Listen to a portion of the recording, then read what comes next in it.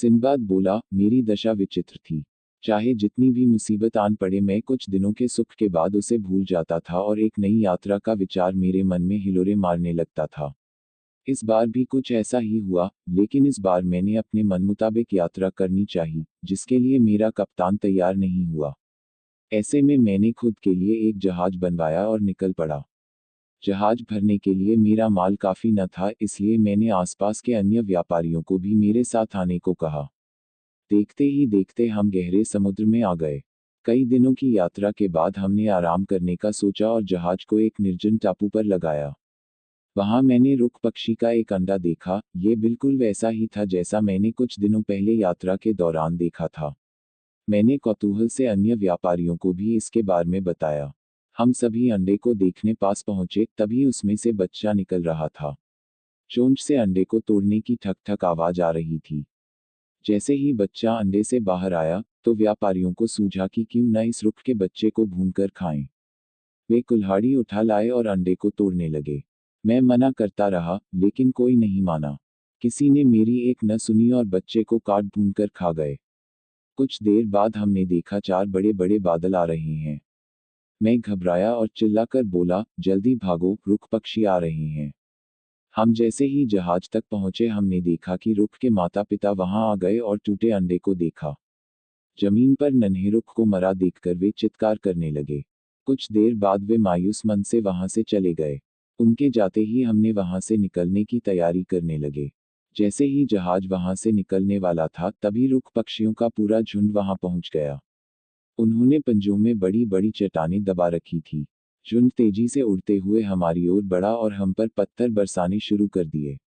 एक विशालकाय चट्टान जहाज के ठीक बगल में इतनी तेजी से गिरा कि जहाज जोर जोर से हिलने लगा।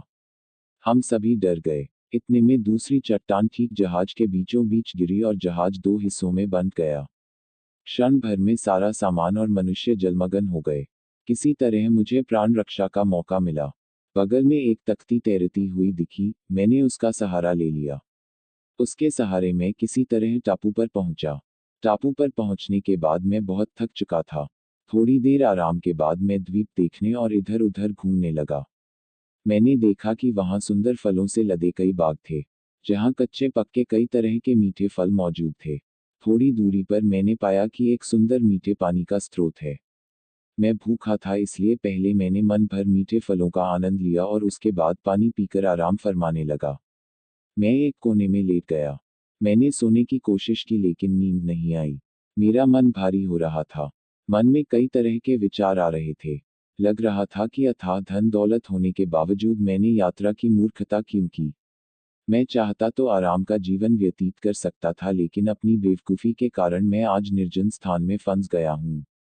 यही सब सोचते सोचते कब आंख लग गई पता न चला। अचानक आंख खुली तो मैंने देखा सवेरा हो गया था। मैं झटके से उठा और इधर उधर देखने लगा। कुछ देर बाद मैंने देखा कि एक कोने में बूढ़ा आदमी बैठा हुआ है। वह बहुत कमजोर मालूम पड़ रहा था। करीब जाकर देखा तो पता लगा कि उसकी कमर के निचले हिस्से में पक्षाघात लगा था। मैंने सोचा कि हो सकता है यह भी मेरी तरह कोई भूला भटका यात्री होगा, जिसका जहाज डूब गया होगा। मैं उसके और पास गया और अभिवादन किया, लेकिन सामने से कोई उत्तर नहीं मिला। बुजुर्ग ने केवल सिर हिलाया। मैंने उनसे पूछा, आप यहाँ कैसे पहुँचे? बूढ़े ने संकेत में कुछ कहा। मैं समझा कि बूढ़ा चाहता है कि वह मेरे कंधों पर चढ़कर फल तोड़े, लेकिन वह ये नहीं चाहता था। दरअसल वह चाहता था कि मैं उसे कंधे पर बैठाकर नहर पार करा दूं। नहर पार जाकर मैंने उसे उतारना चाहा तो बेजान से जान पड़ने वाला बूढ़ा अचानक बलशाली महसूस होने लगा। उसने अपने पैरों से मेरे गर्दन को जोर का जकड़ा हुआ था। मेरी सांस अटकने लगी, ऐसा लगा मानो आंखें बाहर आ जाएगी। मैं लड़खड़ाने लगा। इतने में बूढ़े ने अपनी पकड़ ढीली की। मेरी जान में जान आई और कुछ देर बाद मैं होश में आया। बूढ़े ने मुझे उठने का इशारा किया और मेरी ओर हाथ बढ़ाया। मेरे अंदर बिल्कुल ताकत नहीं थी, इसलिए मैं नहीं उठ पाया। इस पर बूढ़े ने मुझे एक लात मारी। डर से मैं उठ खड़ा हुआ। मैं उसके मुताबिक काम करने को विवश हो गया। वह मुझे पेड़ के पास ले गया। वहां से फल तोड़कर खुद खाया और मुझे भी खाने को कहा। धीरे धीरे रात हो आई। बूढ़ा अब भी मेरी गर्दन पर ही था। वह उतरने का नाम ही नहीं ले रहा था। मेरे शरीर में जान बाकी नहीं थी। मैं बैठ गया और उसे कंधे पर लिए ही सो गया। कुछ देर बाद शायद उसकी भी आंख लग गई। फिर सुबह उसने मुझे पैर से धक्का मारकर जगाया। वह अब भी मेरे कंधे पर ही था। उस दिन भी मैंने दिन भर उसे द्वीप पर घुमाया और उसके मुताबिक काम करता रहा। मनमानी करने पर बूढ़ा मुझे मारता था, इसलिए न चाहते हुए भी मैं उसके अनुसार चल रहा था। एक रोज मैंने वहां कद्दू के सूखे खोल पड़े देखे। मैंने उन्हें साफ किया और उसमें पके अंगूरों का रस निचोड़कर भर दिया और चला गया। कुछ रोज बाद मैं इस ओर घूमता हुआ आया और तभी मैंने देखा कि अंगूर के रस से खमीर उठ गया था और वह मदिरा बन चुका था। मैं बहुत कमजोर महसूस कर रहा था, ऐसे में ताकत के लिए मैंने मदिरा का सेवन किया। अब मुझे में थोड़ी ताकत आ गई थी। मैं तेजी से चलने और गाने लगा। बूढ़े को समझ नहीं आ रहा था कि मुझे अचानक क्या हुआ। उसने इशारे से मुझसे मदिरा मांगी। मैंने उसे मदिरा दी। वह एक ही सांस में पूरी पी गया। इसके बाद उसे बहुत तेज नशा चढ़ा। वह गाने झूमने लगा। अब वह कंधे पर टिक भी नहीं पा रहा था और डगमगाने लगा। मैंने मौका देखकर उसे जमीन पर पटक दिया। फिर पास पड़े एक पत्थर को उठाया और बूढ़े के सिर पर दे मारा। कई बार वार के बाद बूढ़ा मर गया। मेरी सांस में सांस आई। ऐसा लगा मानो जैसे किसी कैद से आजादी मिली। मैं भागकर समुद्र तट पर आ गया। मेरी किस्मत अच्छी निकली। संयोग से उसी समय एक जहाज वहां से गुजरा। मैंने उस पर सवार लोगों से मदद मांगी। मैंने उन्हें अपनी पूरी कहानी सुनाई। उन्हें बड़ा आश्चर्य हुआ। वे बोले, क्या सच में तुम इस बूढ़े के चंगुल में फंसे थे? इस बूढ़े ने न जाने कितनों को मार डाला। उसके कारण इस द्वीप पर कोई नहीं आता। तुम तो बड़े भाग्यशाली निकले जो उसकी कैद से बच निकले और उसे मार भी दिया। वे लोग बहुत खुश हुए और मुझे अपने साथ जहाज पर बैठा लिया। उन्होंने मुझसे किराया भी नहीं लिया। यात्रा के दौरान जहाज पर सवार एक बड़े व्यापारी से मेरी गहरी दोस्ती हो गई थी। कुछ दिनों बाद हम एक अन्य द्वीप पर पहुंचे, जहां उस व्यापारी ने मुझे उतरने को कहा और अपने कई नौकरों को भी मेरे साथ उतारा। उसने मुझे एक टोकरा थमाया और बोला, इनके साथ जाओ और जैसे ये कहें वैसा ही करना। जैसे ही मैं जाने लगा वैसे ही व्यापारी ने पीछे से आवाज लगाई, नौकरों से अलग मत होना वरना मुसीबत में पड़ जाओगे। हम सभी वहां से चल दिए। द्वीप पर नारियल के ढेरों पेड़ थे। उनकी ऊंचाई इतनी ज्यादा थी कि उन पर चढ़ना असंभव जान पड़ता था। मैंने देखा कि मेरे साथ आए लोग पत्थर ढेले चुन रहे हैं। मैं समझ नहीं पाया। इतने में वहां बंदरों का झुंड आ गया। वे हम पर नारियल बरसाने लगे। इतने में मेरे साथी उन पर पत्थर और ढेले फेंकने लगे। मैं पूरी बात समझ गया। देखते ही देखते जमीन पर चारों ओर नारियल ही नारियल दिखने लगे। मैं उनके नारियल प्राप्त करने के तरीके को देखकर हैरान हो गया। हमने फटाफट नारियल टोकरी में भरे और जहाज की तरफ आए। उन लोगों ने शहर में नारियलों को बेच दिया, जहां से उन्हें अच्छी रकम मिली।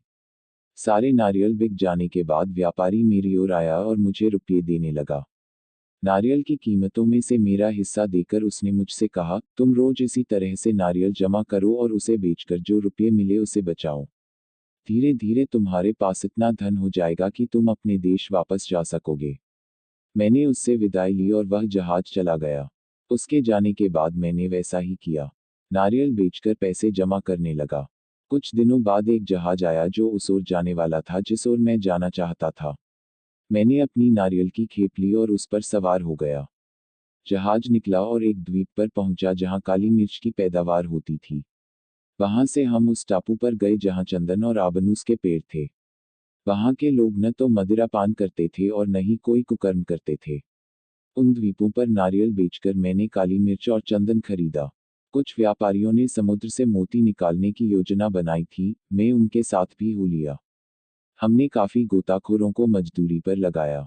उस समय भगवान की कृपा मुझ पर ऐसी हुई कि मेरे गोताखोर को अन्य गोताखोरों के मुकाबले कई अधिक मोती मिले जो सुंदर, मोटे और बड़े बड़े थे। हमारा जहाज वहां से निकला और बसरा बंदरगाह पर आ पहुंचा। वहां मैंने काली मिर्च, चंदन और मोती बेचे, जिससे मुझे बहुत सारा धन मिला। मुझे उम्मीद से कई गुना अधिक लाभ हुआ। मैंने अपनी कमाई का 10वां भाग दान दिया और बगदाद अपने घर लौट आया। मैंने सुख सुविधा की कुछ वस्तुएं खरीदी और आराम से रहने लगा। 5वीं यात्रा का वृत्तांत समाप्त हुआ। सिंदबाद ने हिंदबाद को फिर 400 दीनारें दी और सभी से विदा लेकर अगले दिन फिर नया यात्रा वृत्तांत सुनने के लिए आमंत्रित किया।